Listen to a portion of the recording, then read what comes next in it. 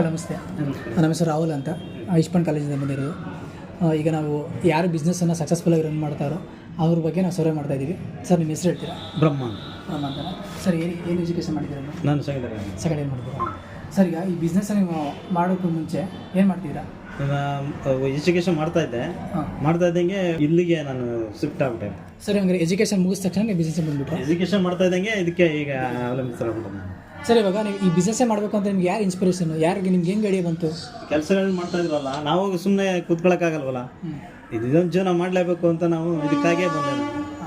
Plus ಲೈನಲ್ಲಿ ಸುಮಾರು ಜನ ಮಾಡ್ತಾಯಿದ್ರು, ಈ ಬರಪ್ಪ ಇಲ್ಲಿ ಕೆಲಸಗಳ ಮಾಡಬೇಕು ಅಂತ ಹೇಳಿದ್ರು, ಕರೆದ್ರು ನನಗೆ. ಅದರಿಂದ ನಾನು ಇಲ್ಲಿಗೆ ಬಂದು ಸೇರ್ಕೊಂಡಿದ್ದೆ. ಸರ್ ಇವಾಗ ನೀವು ಈ ಬಿಸ್ನೆಸ್ಸನ್ನು ಇದೇ ಪ್ಲೇಸಲ್ಲಿ ಮಾಡಬೇಕಂತ ನಿಮ್ಗೆ ಹೆಂಗೆ ಅನಿಸ್ತು? ರೆಸ್ಪಾನ್ಸಿಬಲ್ ಇರ್ತೀನಿ ಅಂತ ನಾನು ಅದನ್ನು ಮಾಡಿದೆ. ಫಸ್ಟ್ ಲೈನಲ್ಲಿ ನಮಗೆ ಸ್ವಲ್ಪ ಮರ್ಯಾದೆ ಇರ್ತದೆ, ಬೇರೆ ಬೇರೆ ಮಾಡೋಕ್ಕಾಗೋದಿಲ್ಲ. ಇಲ್ಲಾಂದ್ರೆ ನಾವಿಲ್ಲಾಂದ್ರೆ ಹೈಯರ್ ಎಜುಕೇಷನ್ ಮಾಡಿ ದೊಡ್ಡ ದೊಡ್ಡ ಕೆಲಸ ಸೇರ್ಕೋಬೇಕಾಗ್ತದೆ. ಕೆಲಸ ಇಲ್ಲ ಅಂದರೆ ನಮ್ಗೆ ಇದು ಉತ್ತಮವಾಗೈತೆ ಇದು. ಸರ್ ಈಗ ನೀವು ಕಸ್ಟಮರ್ ಅಟ್ರಾಕ್ಷನ್ ಮಾಡೋದಕ್ಕೆ ಏನೆಲ್ಲ ಟ್ರಿಕ್ಸ್ ಯೂಸ್ ಮಾಡ್ತೀರಾ? ಅವ್ರಿಗೆ ನಾವು ವಿಸಿಟಿಂಗ್ ಕಾರ್ಡ್ಗಳನ್ನು ಪ್ರಿಂಟ್ ಮಾಡಿ ಕೊಡ್ತೀವಿ. ಅವ್ರು ಕೇಳ್ತೀವಿ, ನಾವು ಕ್ವಾಲಿಟಿ ಮಾಡ್ತೀವಿ, ಬನ್ನಿ ನಿಮ್ಗೆ ಒಳ್ಳೆ ಟೈಮ್ ಕೊಡ್ತೀವಿ ವ್ಯಾವಹಾರಿಕವಾಗಿ ಅಂತ ನಾವು ಇದು ಮಾಡಿದಾಗ ಅವರು ಬರ್ತಾರೆ. ಅವರು ಕ್ವಾಲಿಟಿ ಮತ್ತು ಕ್ವಾಂಟಿಟಿ ಎರಡೂ ನೋಡ್ತಾರೆ. ಅದು ಚೆನ್ನಾಗಿದ್ದರೆ ನಮ್ಮನ್ನು ರೆಸ್ಪಾನ್ಸ್ ಮಾಡಿ ನಮ್ಮ ಹತ್ರ ಬರ್ತಾರೆ. ಅವರು ಎಷ್ಟು ವರ್ಷದಿಂದ ಬಿಸ್ನೆಸ್ ಮಾಡ್ತಾಯಿದ್ದೀರಾ? ನಾನು ಒಂದು 15-20 ವರ್ಷದಿಂದ ಮಾಡ್ತಾಯಿದ್ದೀನಿ. ಸರ್ ಈಗ ನೀವು ಈಗ ಫಸ್ಟು ಈಗ ಬಿಸ್ನೆಸ್ ಸ್ಟಾರ್ಟ್ ಮಾಡ್ಬೇಕಾದ್ರೆ ಎಷ್ಟು ಬಂಡವಾಳಗಳನ್ನು ಹಾಕಿ ಸ್ಟಾರ್ಟ್ ಮಾಡಿದ್ವಿ? ಸ್ಟಾರ್ಟಿಂಗ್ ಬಂಡವಾಳ ಅಂದರೂ ಮೊದಲೆಲ್ಲ ಲೆಟರ್ ಪ್ರೆಸ್ಗಳಿದ್ದು. ಲೆಟರ್ ಪ್ರೆಸ್ಸಿಂದ ನಂತರ ಅವ್ರಿಗೆ ನಾವು ಅವ್ರಿಗೆ ಕೆಲಸಗಾರಾಗಿ ಕೆಲಸ ಮಾಡ್ತಾ ನಂತರ ನಾವು ಓನಾಗಿ ಕೆಲಸ ಮಾಡಿಸ್ಕೊಂಡು ಒಂದು 50,000-60,000 ಅದರಿಂದ ಅಮೌಂಟಿಂಗ್ ಹಾಕೊಂಡು ಬಂದೆ. ಈಗೆಲ್ಲ ಮಾಡ್ರೆ ಕಂಪ್ಯೂಟರ್ ಬಂದಿದ್ವಿ. ಈಗ ಕಂಪ್ಯೂಟರ್ ಇದಕ್ಕೆ ಕೇಳ್ತೀನಿ, ನಾವು ಇಯರ್ ಹೋಯ್ತಾ ಇದ್ದಂಗೆಲ್ಲ ಅಮೌಂಟ್ ಎಲ್ಲ ಜಾಸ್ತಿ ಆಯ್ತಾ ಇರ್ತೀವಿ. ಈಗಿನ ವರ್ಷ ನಾವು ಹೋಗ್ಬೇಕು ಅಂದರೆ 1,00,000-2 ಲಕ್ಷ ಈಗೆಲ್ಲ ಬಂಡವಾಳ. ಸರ್ ಈಗ ನೀವು ಕಸ್ಟಮರ್ಸ್ನ ಹೆಂಗೆ ಟಾರ್ಗೆಟ್ ಮಾಡ್ತೀರಾ? ನನಗೆ ಹೆಂಗೆ ಅವ್ರಿಗೆ ನಿಮ್ಮ ಅಂಗಡಿ ಇಲ್ಲೇ ಐತೆ ಅಂತ ಹೆಂಗೆ ಗೊತ್ತಾಗುತ್ತೆ ಅವ್ರಿಗೆ? ನಾವು ಪ್ರಿಂಟಿಂಗ್ ಮಾಡೋದು ನೇಮ್ಗಳೆಲ್ಲ ಹಾಕಿರ್ತೀವಲ್ಲ, ಆ ನೇಮ್ಗಳಿಂದ ಬಂದಿರ್ತಾರೆ. ಕ್ವಾಂಟಿಟಿ ಇವೆಲ್ಲ ನೋಡಿದಾಗ ಇದು ಮಾಡಿಸ್ಬೇಕು ಅಂತ ಅವ್ರು ಜನ ಬರ್ತಾರೆ. ಅಟ್ರಾಕ್ಷನ್ ಅಲ್ಲಿ ಚೆನ್ನಾಗಿದ್ದಾಗ ನೋಡಿ ಅವರೇ ಬರ್ತಾರೆ.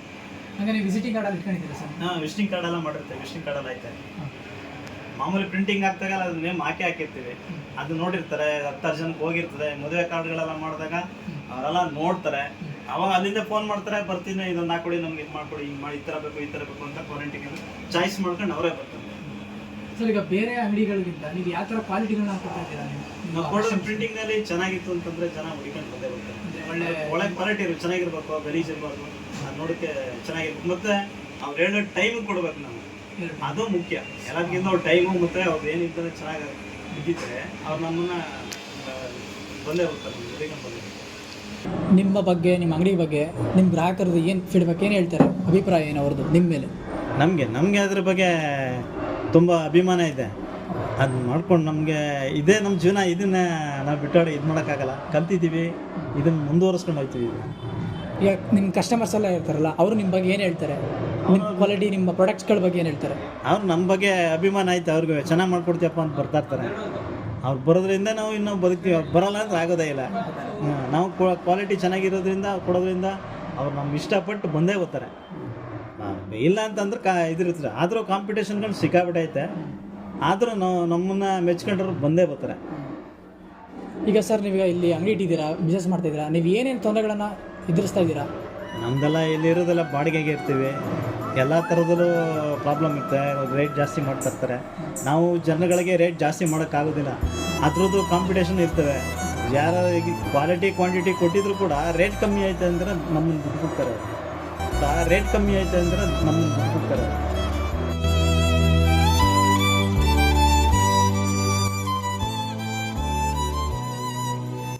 ಸರ್ ಈಗ ನೀವು ಈಗ ಅಂಗಡಿಗಳಿಗೆ ಈ ಪೇಪರ್ ಆಗಿರ್ಬೋದು, ಕಾರ್ಬೋರ್ಡ್ ಶೀಟು ಇದೆಲ್ಲ ತಗೊಬರ್ತೀರಲ್ಲ, ಅದನ್ನು ತರಬೇಕಾದ್ರೆ ನಿಮ್ಗೆ ಏನಾದ್ರು ಪ್ರಾಬ್ಲಮ್, ಸಮಸ್ಯೆಗಳು ಏನಾರು ಆಗುತ್ತಾ? ಏನಿಲ್ಲ, ಇಲ್ಲಿಗೆ ಹತ್ತಿರದಲ್ಲೇ ಸಿಗುತ್ತೆ.